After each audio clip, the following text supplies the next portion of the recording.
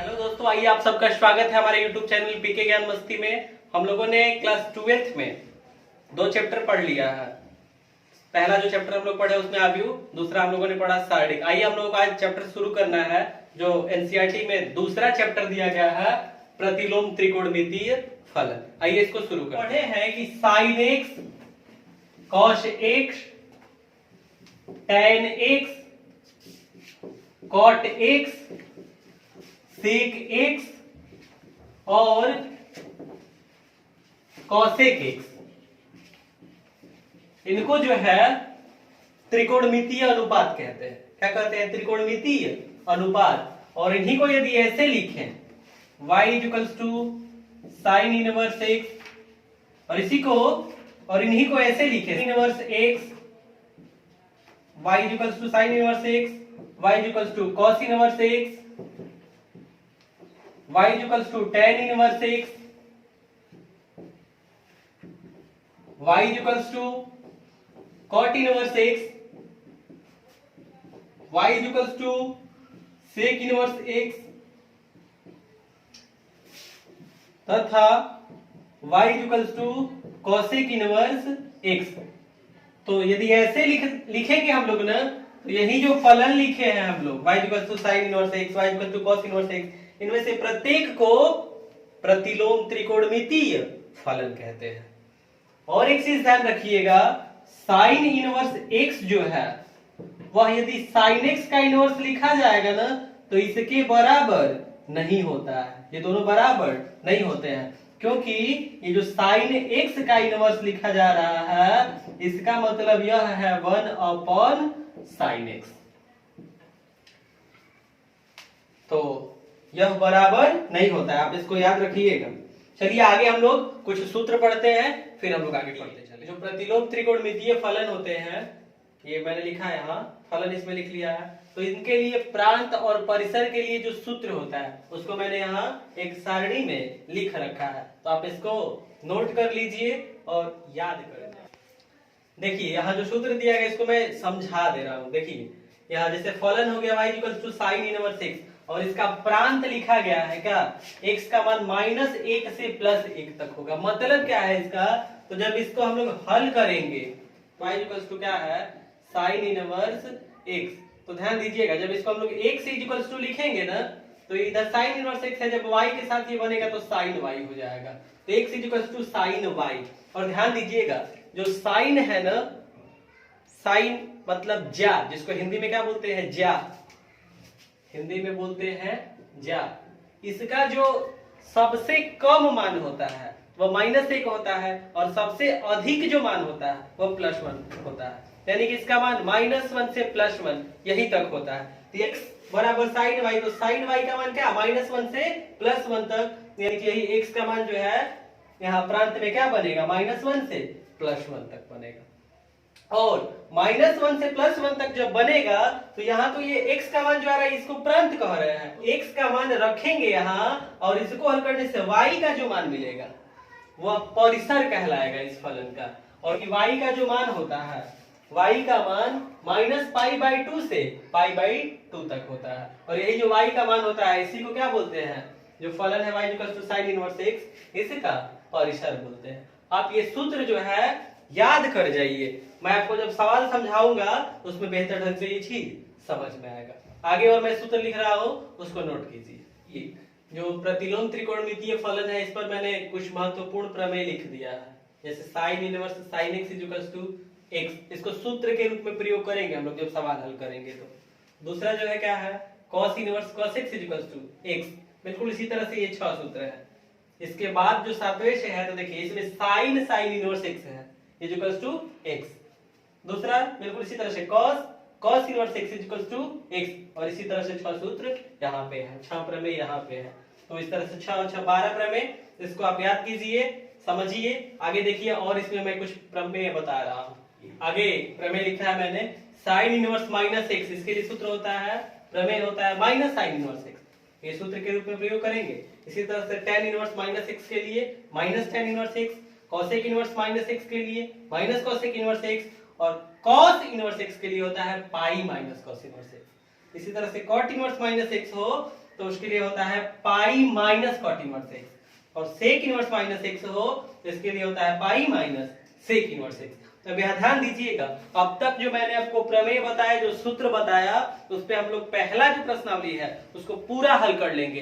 तो पहले आप जो सूत्र मैंने आपको बताया उसको पहले आप याद कीजिए, सही से समझिए, और वीडियो को रोक के उसे समझ लीजिए, याद कर लीजिए, और फिर देखिए आगे मैं प्रश्नावली हल करा रहा हूं। तो फिर आप भी रफ पेन और किताब निकाल लीजिए और मेरे साथ सवाल को हल कीजिए। जो दूसरा चैप्टर है इसमें पहला जो प्रश्नावली है, देखिए दिया गया है कि निम्नलिखित के मुख्य मानों को ज्ञात कीजिए, और पहला दिया गया है साइन इनवर्स -1/2। देखिए इसको हल करते हैं,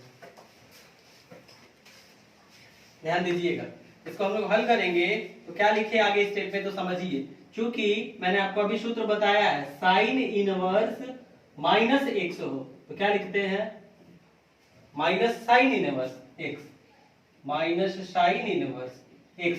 तो इसी सूत्र से क्या लिखेंगे यहाँ समझिएगा, यहाँ x की जगह 1/2 है, यानी कि साइन इनवर्स और माइनस x जैसा बन रहा है ना, तो लिखेंगे माइनस साइन इनवर्स और x की जगह क्या 1/2। बिल्कुल ध्यान से समझिएगा, माइनस साइन इनवर्स, और समझिए तो 1/2 जो है साइन में कितने अंश का मान है। तो साइन 30 अंश का मान पढ़े आपके 1/2 होता है, तो साइन 30 अंश, तो 30 अंश को हम यह भी लिख सकते हैं π/6, क्योंकि 30 अंश को जब बदलेंगे हम लोग किसे में, रेडियन में, तो कैसे हल करेंगे, तो गुणा करा लेंगे किससे, π/180 अंश से, इससे गुणा कराएंगे तो इससे कट जाएगा 6 बार में, तो मिल जाएगा π/6। यही चीज मैंने लिख दिया, साइन π/6 का मान होता है 1/2। फिर इसके बाद क्या लिखे तो समझिएगा। अब यहाँ देखिए साइन इनवर्स साइन π/6, तो देखिए तो ऐसा कोई सूत्र बताए हैं, तो आपको मैंने सूत्र बताया है, क्योंकि sine inverse sine x equals to सूत्र क्या होता है x, सूत्र क्या होता है x। तो यहाँ साइन इनवर्स साइन और x की जगह है क्या π/6, तो यही मिल जाएगा, इसकी जगह क्या π/6, और पहले से ये माइनस ऐसे ही है, यही बन गया क्या इसका मुख्य मान, ये चीज कहा गया है। देखिए दूसरा जो सवाल दिया गया है cos इनवर्स √3/2, ऐसे दिया गया है, हल करते हैं cos इनवर्स, और देखिए तो cos में कितने अंश का मान जो है √3/2 होता है। देखिए तो cos जो है 30 अंश का मान कितना होता है √3/2, तो cos 30 अंश हल करेंगे, तो अगर 30 अंश को हम लोग बदलेंगे किसे में, रेडियन में, तो कितना बनेगा cos इनवर्स cos π/6 मिलेगा। और हम लोग जानते हैं सूत्र क्या, चूंकि cos inverse cos x equals to क्या होता है x, तो हल कीजिए cos इनवर्स cos और x की जगह क्या है π/6, तो यहां मिल जाएगा क्या π/6, यही हो गया इसका मुख्य मान। आगे देखिए तीसरा सवाल, cosec इनवर्स 2, cosec 30 अंश का जो मान है 2 होता है, तो हल किया जाए।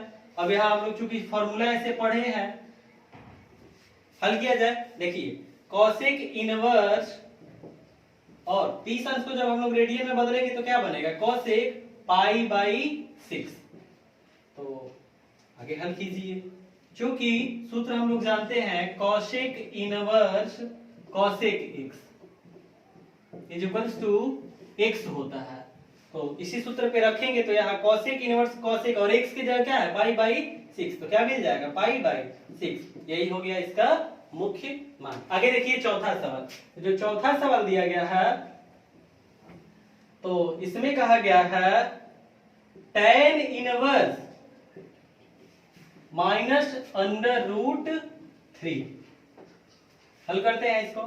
तो ध्यान दीजिएगा, क्योंकि सूत्र जानते हैं हम लोग कि tan इनवर्स -x का सूत्र होता है tan इनवर्स x, तो रखें इस सूत्र पे, यहाँ x की जगह क्या है √3 है, तो tan इनवर्स और x की जगह √3।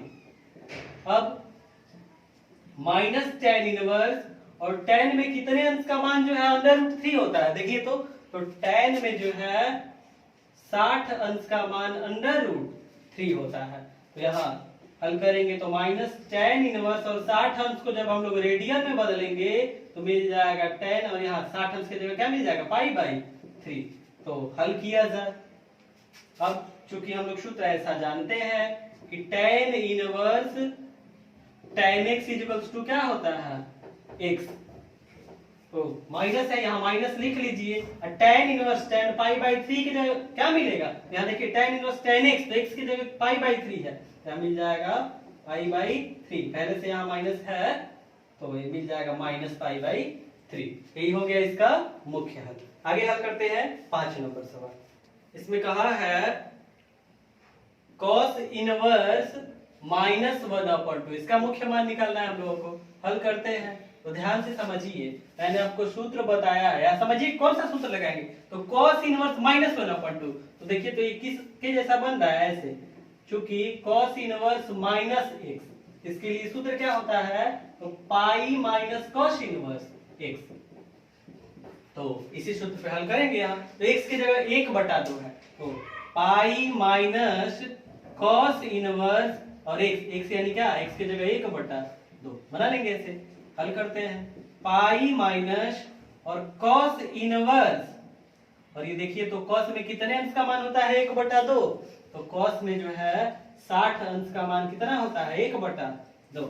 हल करेंगे हम लोग तो पाई माइनस, और इसको अगर हम लोग रेडियन में बदलेंगे 60 अंश को, तो cos इनवर्स cos और 60 अंश की जगह क्या मिलेगा π/3। हल किया जाए तो पाई माइनस और cos इनवर्स cos x हो तो क्या मिलता है, क्योंकि cos इनवर्स cos x तो इक्वल्स टू होता है सूत्र में x, तो यहाँ cos इनवर्स cos और x की जगह क्या है π/3, तो यही मिल जाएगा cos inverse cos x equals to x, तो x की जगह यानी क्या π/3। इसको एलसीएम लेके हल कीजिए, तो एलसीएम लेंगे तो एलसीएम 3 बनेगा, पाई माइनस 3 से भाग करेंगे तो एक बार में कट जाएगा, 1 गुणे पाई पाई मिलेगा, 3 पाई से एक पाई जो है घटा लीजिए, कितना मिल जाएगा 2 π/3। यही क्या हो गया, इसका मुख्य मान हो गया। बिल्कुल इसी तरह से 6, 7, 8, 9 और 10 इसी तरह के सवाल है, इसको आप खुद से हल कीजिए। अब मैं आपको समझा रहा हूँ 11 नंबर सवाल। देखिए 11 नंबर सवाल मैंने लिख लिया है, यहाँ इसका मुख्य मान ज्ञात करना है, इसका मान ज्ञात करना है, समझिए। तो इसका मान कैसे ज्ञात करें, तो इससे पहले जो सवाल हल कर रहे थे ना वही सवाल है, जरा समझिए अंतर क्या है। जैसे अगर tan इनवर्स 1 दे दे तो इसका मुख्य मान निकाल लेंगे, cos इनवर्स -1/2 दे दे तो इसका मुख्य मान निकाल लेंगे, sin इनवर्स -1/2 दे दे तो आप मुख्य मान निकाल लेंगे, क्योंकि इससे पहले मैं ऐसा सवाल बता चुका हूँ। इन सबका जब मुख्य मान मिल जाएगा सबको जोड़ देंगे वही इसका मान हो जाएगा। हल करते हैं, ध्यान दीजिएगा। tan इनवर्स और tan में कितने अंश का मान जो है 1 होता है, tan 45 अंश का मान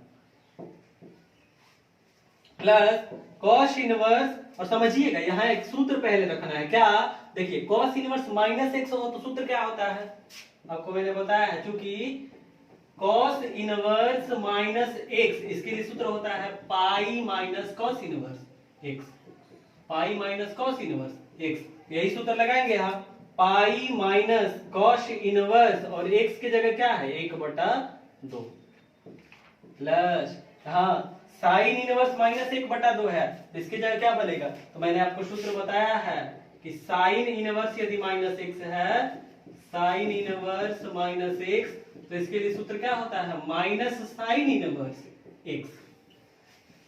तो यहाँ माइनस साइन इनवर्स x बनेगा, प्लस माइनस माइनस हो जाएगा, माइनस साइन इनवर्स और x की जगह 1/2।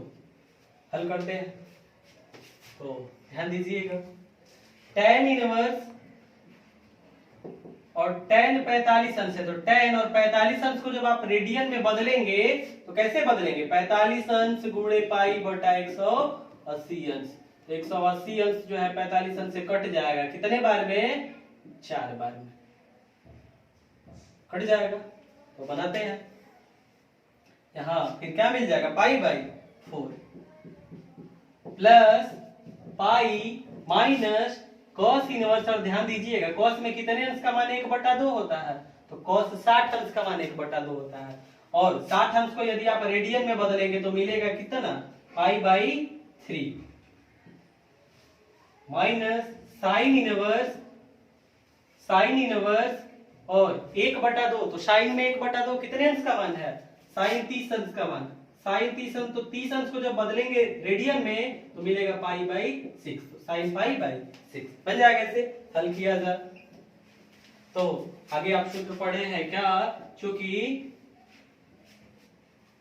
या फिर सूत्र बोल दे रहे हैं, सूत्र समझ लीजिएगा, हल कर रहे हैं। तो देखिए tan इनवर्स tan x हो तो x मिलता है, तो tan इनवर्स tan और x की जगह क्या है π/4, तो इसकी जगह क्या मिलेगा π/4 प्लस पाई, और यहाँ समझिएगा cos इनवर्स cos x हो तो x मिलता है, तो यहाँ x की जगह π/3 है, तो यहाँ माइनस पहले से है, यहाँ माइनस, और यहाँ मिल जाएगा क्या इतने की जगह cos इनवर्स cos π/3 की जगह π/3 माइनस साइन इनवर्स साइन π/6 की जगह क्या मिल जाएगा π/6। कैसे मिल जाएगा, क्योंकि हम लोग सूत्र पढ़े हैं sign inverse sine x x होता है, उसी सूत्र से मिल जाएगा। ऐसा हल किया जाए तो एलसीएम लेके हल कीजिए इसको, इन सबका एलसीएम क्या बन जाएगा 12, इन सबका एलसीएम 12 बन जाएगा।